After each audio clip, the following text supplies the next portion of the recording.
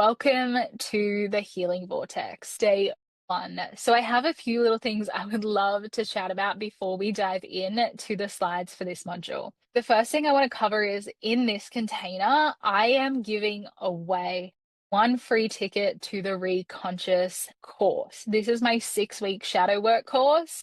And if you've ever wanted to work with me in shadow work, I highly recommend you don't walk, you run to your emails, download the Telegram app, and join the community. Introduce yourself, give your daily reflections in there. What was your key takeaway? What have you learned about yourself in there? Because every time you post in the Telegram group, you get an entry into Reconscious. And on the 4th of September, I will be drawing a winner to come into that container with me. And we start on the 23rd. Other than that, I am just so excited you're here for your evolution, your journey of healing. And the real reason we're here is to understand why your healing hasn't been working and what you can do about it to shift it. So we're going to understand why and what in this container. What I'm going to do is I'm going to share you the slides, and we're just going to freaking jump in because I'm just too excited. So welcome to the work that will change your life. If you've been doing the work, but your life doesn't look like it's changed, let's talk about why. Performative healing. If you've never heard this language before, buckle in. And I ask you to really come in here with a lot of curiosity. If something feels triggering or activating and you're like, oh, start scrolling Instagram, or I'm just going to do the dishes while I do this, and you're not actively plugged in 100% to this container, it actually happens because we get triggered or activated by what's being said and our brain wants to turn off, because you're going to understand a lot more about triggers and the ego's reactions and the nervous system reactions from that. And what that's going to allow you to do is ultimately change how you heal and also just give you the language and context from what you're moving through. Performative healing is when you're working and when the work you're doing isn't actually working for you. And you only know this in hindsight. And this is the sneaky shit about healing. If you're not constantly tracking how your healing's going, you really don't know if it's working for you because it becomes unconscious. When there is no process on how to heal and what the outcome's going to be or what the outcome could feel like, there's no way to track the data, and you then don't know if your healing's working for you. If you're not seeing direct real-time changes, if you're not feeling like a different person, if the healing hasn't created a compounding interest of change in your life, you are performing healing. Shadow work is a method. It will pay off. If you need someone else to do it on you or for you, if you can't apply it to yourself, it's very performative healing based. I always say to people, if you don't know how to heal yourself, or your healer does not know how to explain to you what healing is, which I'm going to explain in day 3, then you're barking down the wrong rabbit hole. Okay, I'm not saying don't learn from a healer, but if they're not teaching you how to heal yourself and you're relying on them to fix you, it's just a feel-good moment. It's not integration or deep change. I've written a few of my unconscious thoughts in here that I've had throughout my healing journey, and I will never forget the day I had this one. How will I heal the other 100 things if I need someone else? And this was one of the first things that was like, there has to be a way for me to heal that actually has a method and isn't just moving energy or pulling oracle cards or talking at therapy until like I have an aha moment. And it's like I kept waiting for this aha moment. I used to journal for 3 hours in the morning, meditate and pull cards, and still spiral the same way by Friday. It wasn't healing, it was actual performance, because I didn't get anything out of my journaling other than self-awareness. Right? And I'm not saying self-awareness isn't part of the healing journey, but if you're not doing anything with that self-awareness, then it's not supportive to you.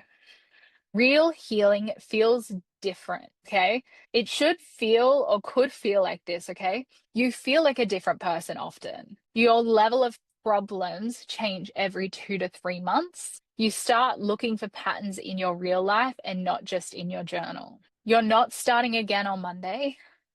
You're practicing it in real time. If you're still journaling the same loops after 6 months, it's not integration. That's definitely affirmation. You're affirming who you are and the level of problems you have, and you're probably unconsciously addicted to being the person you are and having the level of problems you have because they're going to give you something called secondary gain, which we talk a lot more about in day 2. If journaling could fix it, you would be free by now. If seeing it once and healing it, you would be free by now. If pulling a card for clarity worked, you would be free by now. If going to see a healer who moves energy for you works, not just for 1 or 2 or 3 or 4 days, you would be free by now. And I definitely used to be one of those healers. I was this person. I've just found methods that now work for myself and my clients. And I'm here to explain to you the difference between the type of work I used to do and the type of work now that I see rapid results in. And so often, one of the biggest misconceptions I hear on the healing journey is if I cry enough, I'll be free. If I feel my feelings enough, I'll be free. If planning your perfect week worked, you would also be free. If knowing your shadows was enough, you wouldn't still be looping because most of you know your shadows. Shadow work isn't about uncovering your shadows, it's learning to integrate them. Because the truth is, you know what you want to change. You know what you could do that would take you to the next level. You just can't do it. Right? I had a client who journaled the same shadow loop every Monday. I'm going to go to the gym this week. I'm going to eat healthy and read for 2 years until she realized awareness without integration wasn't going to change her life. She knew what to do to be her next level self, but she didn't know how to make it happen in her reality. Awareness is a gift, but it is not healing. Awareness is just a moment of clarity from your deep unconscious or the universe. And insert whatever word feels good there. But if you don't anchor it, it fades, it slides right back into your unconscious. Shadow work is actually learning to track your awarenesses and actively use that awareness to change your life. Aha moments are not enough, okay? You can't integrate what you don't retain. Awareness isn't once and done. So often in the healing space, when people come in after years of healing and frustration and agitation from overwhelm or anxiety, they come in and they're like, I ask them a question like, they tell me they have a problem, and I go, do you think this is serving you? And they go, no, straight off the cup. Why would this serve me? Right? And so often, the patterns we play out in our life, they serve us. And I'm going to teach you why we don't see that today. And awareness without retention is another loop. The addiction to healing. Oh my gosh, I have so many great awarenesses. I don't write them down. I don't do anything with them. I have some really great self-awareness moments, right? And I don't know how to fix it, right? And then you just go back, you forget about that beautiful awareness and you slip back into your old life. There are 2 different levels of shadow work. Okay. And most people start at level 1. A shadow is a pattern you play out in your life that loops. Okay. So this can be people who are people pleasers. It's a pattern. They self-abandon. They don't check in with what they need. They just say yes. Right. Another one is being in constant overwhelm is a pattern in your life, or shaming yourself, or not taking responsibility. Right. And when we're at level 1 of shadow work, you notice negative patterns that run in your life and then you run it through shadow work. And when I say you run it through shadow work, I don't just mean arbitrary prompts, because shadow work is a way of seeing the world. Okay. And so many people get it wrong. They're like, oh my gosh, I'm just going to Google shadow work questions and I'm doing shadow work. It's the number one biggest thing I see in the healing space that makes me worried, because there is this really big misconception about what shadow work is. Shadow work is understanding the positive gain you get from a negative loop. It's projections, it's everything is a mirror. It's knowing that everyone has the capacity to have every shadow in the world, right? Plus, there's a whole other list. But unless you understand that shadow work is a way of thinking, it is not just putting pen to paper, will you ever understand what shadow work is. And it's not something you can actually understand until you do it. And this is the frustrating part, because it's just like becoming a doctor. You can't be a doctor until you've done the training. right? And so often we're Googling shadow work. So there's two types of levels of shadow work. One where you see negative patterns in your life and you do shadow work on it. The second, my absolute favorite level, the proactive shadow work, level 2. This is about going through your life and seeing problems before they spiral. It's called right relations. So often when people enter my world, they go, what's the opposite of it being wrong or bad or not good? And I say right relation. When we're healed, we're in right relationship with money, time, energy, love, all types of relationships in our life, right? And we get to make sure those relationships are in right relation. And we actually take responsibility over each area of our life and we actively choose to look at it without reacting, which I'm going to talk so much about reaction tomorrow.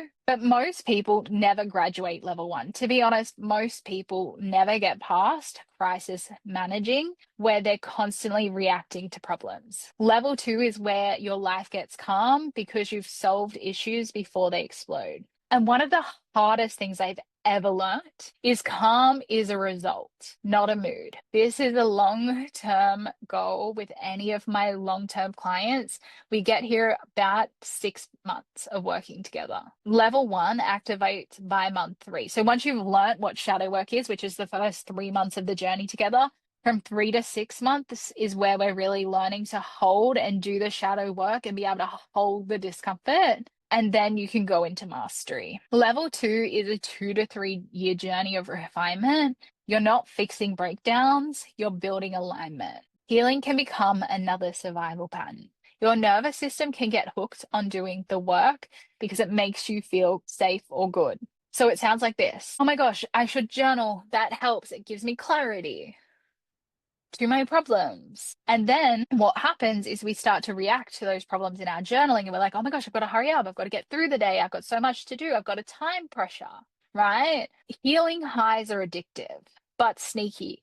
You cry, you release, you feel a breakthrough, and it feels like process. But you can get addicted to those highs and avoid slower work and the absence of integration. I got to a place where I was like, fuck, breakthroughs are my coping mechanism. And I was addicted to breath work.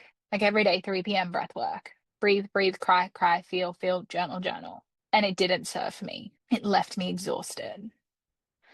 Healing shouldn't exhaust you. You shouldn't be tired from the same level of problem for 6 months. Your patterns should evolve every 2 to 3 months, or at least every 6 to 12 months if you're learning to do the work on your own, implementing from books, etc., etc. If your problems aren't changing, either of you, you don't need more self-healing tools. You need a better self-tracking strategy, because if you have awareness, you got the 30% of the healing journey. And this is what I tell my clients all the time. I'm like, fuck, you just had the coolest awareness. That's 30% of the healing journey.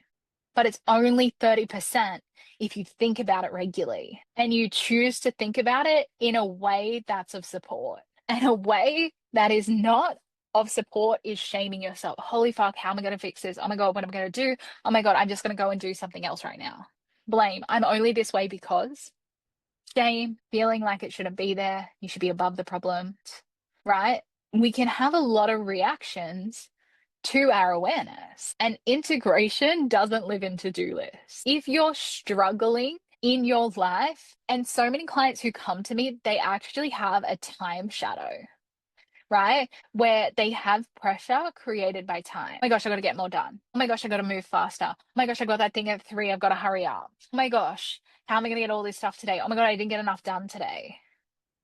It's actually that level of language is panic, pressure about time. And it's one of the biggest healing loops I see in the modern woman is that they think they just need more time, a better planner, protocol, or the perfect routine. The perfect routine is the biggest false narrative on the healing journey. If I could just journal every day, if I could just pull my cards, if I could just go and do X, Y, and Z, everything would be fixed. Your healing doesn't have to be based around a routine. And if you are that strict on a routine, there might be a perfectionistic shadow showing up, trying to be hidden in how you perceive healing should look. Okay. Integration lives in micro moments. When the loop pops up, okay, so a pattern pops up, which is a shadow, pops up, you stay conscious long enough to choose differently. Oh my gosh, I'm feeling stressed. Most people react to this and go, I'm going to clean the house. I'm going to make a coffee. I'm going to do the quickest thing on my to-do list. But staying conscious is like, there's some pressure around time. Is this realistic? Have I asked myself to do a realistic task? And so often we don't ask ourselves questions like this. We just shame ourselves into, of course, I should be doing more. So we actually need less checklists, more presence, which is what shadow work teaches you. When you have an awareness, how to stay with it and how to dissolve patterns and integrate the new part of our identity we desire. So today's homework, watch when you're performing healing, okay? So looking for language like, I should, I have to, this will really help. I've got to get that done around any healing task. Notice when you're doing healing task, but still stuck in the same identity loop. So let's say you are going to listen to a meditation because you feel anxiety. You're like, oh my God, I'm so anxious. I need to stop. I need to take a breath. But once you finish the meditation, all you did was actually spiral and shame and blame and fear and guilt yourself in that meditation. So you've stayed in the same identity from the start to the end. And this is the biggest thing. Shadow work is easy to spot because it's ego work. And when we are looking for shadows in our life, they generally pop up around shame, blame, fear, guilt, confusion, and overwhelm. If we feel any of these feelings, and the truth is, a lot of people don't know how to articulate those feelings in the body, right? I was having a conversation with someone the other day, and they were like, I was like, oh, it sounds like you're feeling stressed. And they're like, no, I wouldn't be stressed if I didn't do X, Y, and Z. And I said, but you did do X, Y, and Z. So are you currently feeling stressed? And they said no. 2 seconds later, they saw what I saw. So often we don't associate with negative feelings, but we feel shit all the time and we don't want to associate with it because then we have to admit we're part of the problem. Because so many of us believe we can't control our thoughts, we can't control our realities, and we can't take responsibility for the thoughts we have. But I want to do a little thing to show you that you can. I want you to close your eyes and tell yourself in your head that you love yourself. Now put a smile on your dial. Now tell yourself, I'm running late, running so late. I need to hurry. I have to hurry. Did you feel the shift in your energy? Did your heart space contract to the second whilst maybe open to the first? And it's not about lying to ourselves when we're in situations. And so often we live in a world that really wants quick results. So we've come up with this belief system. If we lie about it, if we reframe it, that it will fix it. Or if we know why from our childhood, it will magically be fixed, right?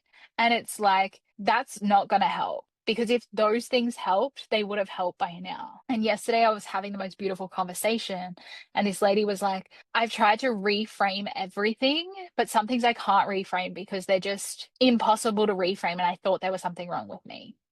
And I was like, no, because reframing doesn't heal anything. It's a reframe.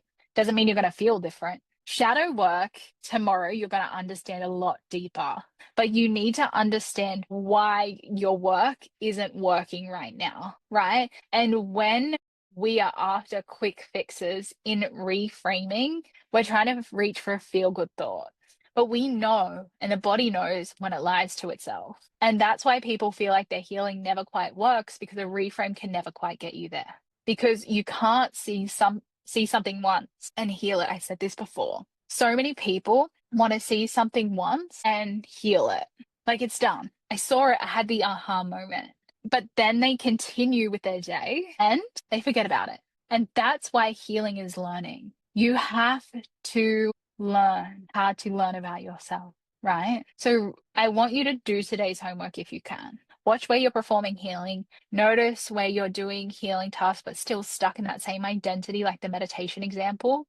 Write it down not to fix it. And notice how fast you fucking want to fix it. No spiraling, just data. You'll hear the word data a lot, or just track it. Just see it as data. If it's not changing your life, it's not shadow work. And I'm going to explain to you so much deeper tomorrow why this is. But without today's knowledge that healing can't be a to-do list, that we can perform false sense of healing, right? We can be doing healing tasks with no identity shifts or not knowing how to heal with a method that's proven to work. Because so often we're just journaling or following the things that we see work for other people, journaling and pulling tarot cards and shaking and breath work. And we're doing all of these tools, right? And they're all these separate things, right? But what if you had something you could change in yourself with a method that lived with you? That's what shadow work is. Because once you've healed one thing through shadow work, you can do it again, just like freaking riding a bike, guys. Today, awareness isn't enough if you can't retain it. Today, tomorrow, every day. You've had a million amazing awarenesses in your life that you probably wished you wrote down. Every time you forget something off a shopping list, that's how often you forget about things you've learned about yourself. Your nervous system can turn healing into survival, as should. Remember, should is yourself projected telling you you have no choice but. That makes you a good person. Should is actually a activated language. It's like I have no choice to, but to. I've got to get it done, right? So often the language we use, and this is what shadow work will teach you, especially tomorrow, the language we use turns on a fight and flight response. Then we feel like we have no choices and we start to live on automatic pilot. And this is what shadow work breaks. And this is why your problems should be evolving every 2 to 3 months. Tomorrow, I'm going to explain to you how awareness is not the finish line, but how it's 30% of the journey and what the other 70% is. Tomorrow is going to blow your brains. It's going to give you so much language around the nervous system and the words and languages you use that activate your nervous system. So don't forget to drop into Telegram what you learned from today. Don't forget to share your awarenesses or your big wins or takeaways. And I will see you tomorrow for day 2, where we're going to chat about what comes next after awareness. All right, guys, have a great day.